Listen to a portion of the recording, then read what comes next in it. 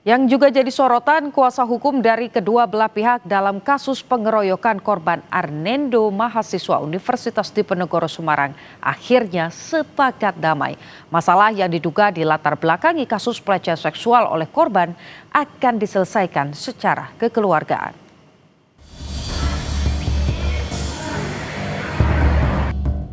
Pertemuan digelar di ruang sidang besar Fakultas Ilmu Budaya Universitas Diponegoro Semarang, dihadiri kuasa hukum dari kedua belah pihak, serta perwakilan dari pihak fakultas dan universitas.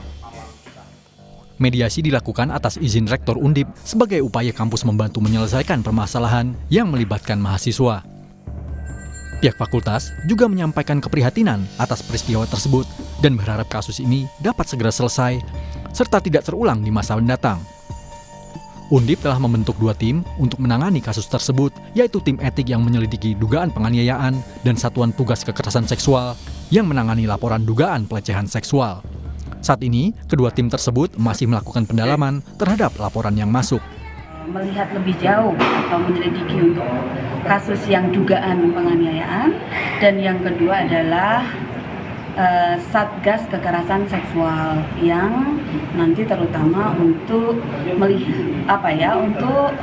menampung laporan yang kemarin memang sudah keluar di media ya, ada yang dilaporkan dugaan kasus pelecehan seksual gitu. Jadi sudah ada tim ini nanti akan bekerja ya memang tadi Pak Dekan bilang ini ke depan semuanya ini adalah anak-anak kami gitu ya, tapi kita tetap berjalan dan kita tetap sudah membuat tim ini untuk menyelidiki lebih lanjut gitu dari sisi internal. Dalam pertemuan tersebut, dua pihak sepakat membuka peluang penyelesaian secara damai yang nantinya dapat difasilitasi oleh Undip, bahkan jika diperlukan dilakukan pertemuan bersama di Polrestabes Semarang. Permasalahan ini bisa diselesaikan secara kekeluargaan. Jadi tidak ada lagi nanti kekerasan yang berlanjut, dan kami kita kami sepakat untuk melakukan perdamaian. Di sisi lain, pihak terduga pelaku menegaskan fokus pada perkara dugaan pengeroyokan, sedangkan tuduhan pelecehan seksual diserahkan sepenuhnya kepada proses penanganan internal di lingkungan Undip.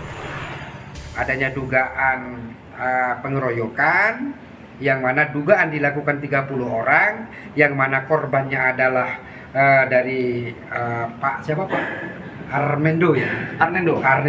Adik Arnendo. Jadi kita fokusnya di situ. Nah, kalau ketika berbicara tentang pelecehannya, itu nanti sudah diserahkan kepada lembaga sendiri, Undip sendiri. Diselesaikan melalui lembaga Undip.